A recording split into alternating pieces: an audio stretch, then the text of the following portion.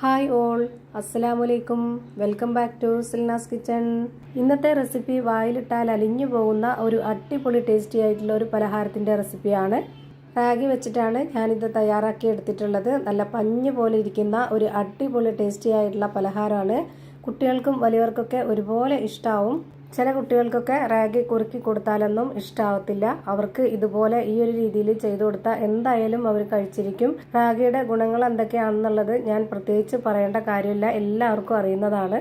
അപ്പോൾ ഇതെങ്ങനെയാണ് തയ്യാറാക്കിയെന്ന് അറിയാനായിട്ട് വീഡിയോ സ്കിപ്പ് ചെയ്യാതെ മുഴുവനായിട്ടൊന്ന് കണ്ടു നോക്കണേ. റെസിപ്പിയിലോട്ട് കടക്കുന്നതിന് മുമ്പായി സിൽനാസ് കിച്ചൺ ചാനൽ ആദ്യമായിട്ട് കാണുന്നവരാണെങ്കിൽ പ്ലീസ് ഒന്ന് സബ്സ്ക്രൈബ് ചെയ്തേക്കണേ. ഒപ്പം തന്നെ ഈ വീഡിയോസ് നിങ്ങൾക്ക് ഇഷ്ടപ്പെടുകയാണെങ്കിൽ ഒരു ലൈക്ക് ചെയ്ത് ഷെയർ ചെയ്ത് സപ്പോർട്ട് ചെയ്യാനും മറക്കരുത്.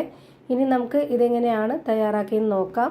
റാഗി കൊണ്ടുള്ള ഈ ഒരു പലഹാരം തയ്യാറാക്കാനായിട്ട് ഞാനിവിടെ ഒരു 3 മണിക്കൂർ മുന്നേ തന്നെ 250 ml കപ്പിൻ്റെ അളവിൽ 1 കപ്പ് റാഗി നന്നായി കഴുകിയതിന് ശേഷം വെള്ളത്തിലിട്ട് കുതിർത്ത് വെച്ചിരുന്നു.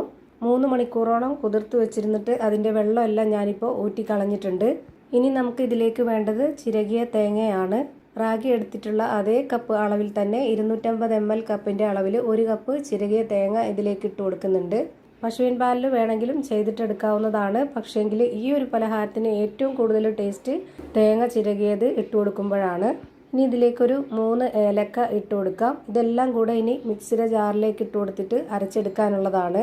അപ്പോൾ ഞാനിത് മുഴുവനായിട്ടും ഒറ്റ ട്രിപ്പിൽ തന്നെ അരച്ചെടുക്കാൻ വേണ്ടി ഇതുപോലൊരു മിക്സിയുടെ ജാറിൽ മുഴുവനായിട്ടും ഇട്ട് കൊടുത്തിട്ടുണ്ട്. ഇനി അതിലേക്ക് 1 കപ്പ് വെള്ളമാണ് ഒഴിച്ചു കൊടുത്തിട്ടുള്ളത്. അതായത് 250 ml കപ്പിൻ്റെ അളവിൽ 1 കപ്പ് വെള്ളം ഒഴിച്ച് ആദ്യം അരച്ചെടുത്തിട്ടുണ്ട്. ഇനി അരച്ചെടുത്ത മിക്സിനെ ഒരു പാത്രത്തിൽ അരിപ്പ് വെച്ചിട്ട് ഒന്ന് അരിച്ചെടുക്കുന്നുണ്ട്. ആദ്യം കുറച്ച് മാത്രം ഒഴിച്ചു കൊടുത്തിട്ട് ഇതുപോലൊരു സ്പാച്ച് വെച്ചിട്ടാണ് ഞാൻ ഇതുപോലെ പിഴിഞ്ഞെടുക്കുന്നത്. കൈവച്ച് പിഴിഞ്ഞെടുക്കണമെന്നുള്ളവർക്ക് അങ്ങനെയും ചെയ്തെടുക്കാം. ഇനി ബാക്കിയുള്ളതും കൂടെ ഒഴിച്ചു കൊടുത്തിട്ടുണ്ട്. അതും കൂടി ഒന്ന് പിഴിഞ്ഞെടുക്കാം. റാഗിയുടെ പാല് നന്നായിട്ട് കിട്ടണമെന്നുണ്ടെങ്കിൽ 1-2 പ്രാവശ്യം നമ്മൾ ഇതുപോലെ വെള്ളം ഒഴിച്ചിട്ട് അരച്ച് അരിപ്പയിൽ ഒഴിച്ച് അരിച്ച് മാറ്റണം. ഇതിൻ്റെ പാലെടുത്തതിന് ശേഷം ആ ഒരു റാഗി മുഴുവനായിട്ടും വീണ്ടും മിക്സിയുടെ ജാറിലേക്ക് ഇട്ട് കൊടുത്തിട്ട് 1 കപ്പ് വെള്ളം വീണ്ടും ഒഴിച്ചു കൊടുത്തിട്ടുണ്ട്. എന്നിട്ട് ഇതൊന്ന് ഇളക്കി കൊടുത്തതിന് ശേഷം ഞാനിതൊന്ന് അടച്ചു വെച്ചിട്ട് ഒരു പ്രാവശ്യം കൂടെ അരച്ചെടുക്കുകയാണ്. അങ്ങനെ അരച്ചെടുത്ത മിക്സ് വീണ്ടും ഞാൻ ഇതുപോലെ അരിപ്പിലേക്ക് ഒഴിച്ചു കൊടുക്കുന്നുണ്ട്. മുഴുവനും ഒഴിച്ചു കൊടുക്കാതെ പകുതി ഒഴിച്ചു കൊടുത്തതിന് ശേഷം ഇതുപോലെ സ്പാച്ച് വെച്ചിട്ട് നന്നായിട്ട് പിഴിഞ്ഞെടുക്കുന്നുണ്ട്. ബാക്കിയുള്ളതും കൂടെ ഇതിലേക്ക് ഒഴിച്ചു കൊടുത്തിട്ട് ഞാൻ മിക്സിയുടെ ജാറിലേക്ക് കുറച്ച് ഒരു 1/2 കപ്പ് വെള്ളം കൂടെ ഒഴിച്ചു കൊടുത്തതിന് ശേഷം ഇതിനുള്ളിലേക്ക് ഒഴിച്ചു കൊടുക്കുന്നുണ്ട്. എന്നിട്ട് ഇതാ അരിച്ച് മാറ്റിയിട്ടുണ്ട്. ഇനി ലാസ്റ്റായിട്ട് ഒരു പ്രാവശ്യം കൂടെ ഇതേപോലെ ചെയ്തെടുക്കണം. അപ്പോഴാണ് നന്നായിട്ട് ഇതിൻ്റെ പാല് മുഴുവനായിട്ടും കിട്ടുന്നത്. അപ്പോൾ അതിനു വേണ്ടി ഞാനിവിടെ മിക്സിയുടെ ജാറിലേക്ക് വീണ്ടും ഇട്ട് കൊടുത്തിട്ട് 1 കപ്പ് വെള്ളവും കൂടെ ഒഴിച്ചു കൊടുക്കുന്നുണ്ട്. എന്നിട്ട് ഇതാ ഒന്നുകൂടി അടിച്ചെടുത്തതിന് ശേഷം ഞാനിതുപോലെ അരിപ്പിലേക്ക് മുഴുവനായിട്ടും ഒഴിച്ചു കൊടുത്തിട്ടുണ്ട്. എന്നിട്ട് ഇതുകൂടി നന്നായിട്ട് പിഴിഞ്ഞെടുക്കാം. ഞാനിപ്പോൾ ഇത് ലാസ്റ്റായിട്ട് ഇതിൻ്റെ ഫുൾ പാല് കിട്ടാൻ വേണ്ടിയിട്ട് സ്പാച്ച് മാറ്റി കൈ വെച്ചിട്ടാണ് ഇത് പിഴിഞ്ഞെടുക്കുന്നത്.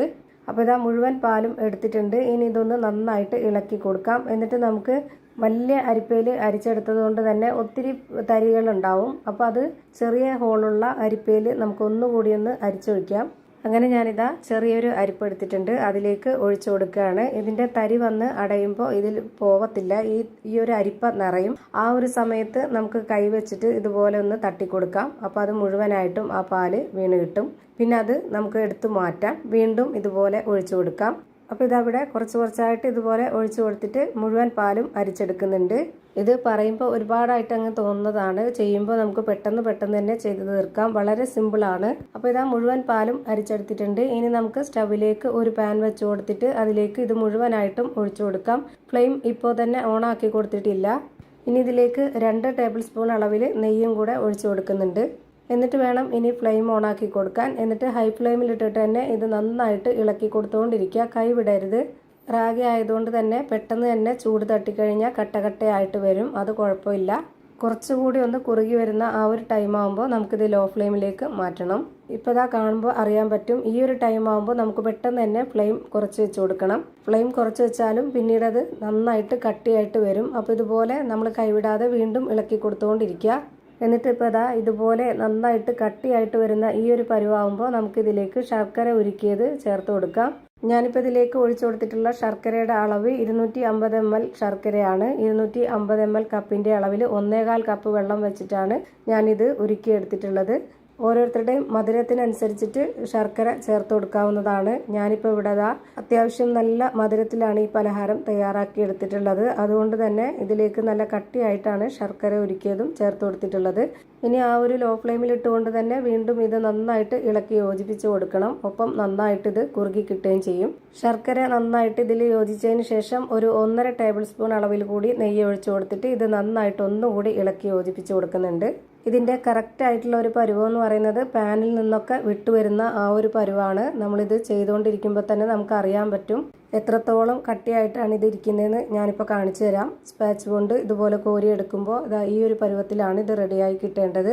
ഇത്രയും മതി. ഇതാണ് ഇതിൻ്റെ കറക്റ്റ് ആയിട്ടുള്ള പരുവം. ഇനി നമുക്ക് ഇതിൻ്റെ ഫ്ലെയിം ഓഫ് ചെയ്ത് കൊടുക്കാം. ഓഫ് ചെയ്തതിന് ശേഷം ഇതിൽ തന്നെ വെച്ചിരിക്കരുത്, അപ്പോൾ നന്നായിട്ട് കട്ടയായിട്ട് പോവും. ഇത് ചൂടോടെ തന്നെ കോരി കഴിക്കണമെന്നുണ്ടെങ്കിൽ അങ്ങനെ ചെയ്യാം. അതല്ല നമുക്ക് ഇഷ്ടമുള്ള ഏതെങ്കിലും ഷേപ്പിൽ ആകൃതിയിലൊക്കെ ഉണ്ടാക്കി കട്ട് ചെയ്ത് എടുക്കണമെന്നുണ്ടെങ്കിൽ ആ ഒരു രീതിയിലും ചെയ്തിട്ടെടുക്കാം. അതിനായിട്ട് ഞാനിവിടെ ഒരു മൗൾഡിലേക്ക് കുറച്ച് നെയ്യൊന്ന് സ്പ്രെഡാക്കി കൊടുത്തതിന് ശേഷം ഇത് മുഴുവനായിട്ടും അതിലേക്ക് ഒഴിച്ചു കൊടുക്കുന്നുണ്ട്. എന്നിട്ട് ഈ ഒരു സ്പാച്ച് വെച്ചിട്ട് തന്നെ നന്നായിട്ട് കറക്റ്റ് ലെവൽ ചെയ്ത് കൊടുക്കാം. നമുക്ക് ഇഷ്ടമുള്ള ഏത് പാത്രത്തിൽ വേണമെങ്കിലും ഒഴിച്ചു കൊടുക്കാവുന്നതാണ്. ഇതുപോലെ മൗൾഡിൽ തന്നെ ഒഴിച്ചു കൊടുത്താൽ മതി എന്നൊന്നുമില്ല. അതുപോലെ ഫ്രിഡ്ജിലോ ഫ്രീസറിലോ ഒന്നും തന്നെ വെക്കണമെന്നില്ല. സാധാരണ നമ്മൾ പുറത്ത് തന്നെ എടുത്തു വെച്ചിരുന്നാൽ മതി. ഒരു 30 മിനിറ്റ് നേരം തന്നെ മതിയാവും. ഇതുപോലെ നന്നായിട്ട് സെറ്റായി കിട്ടും.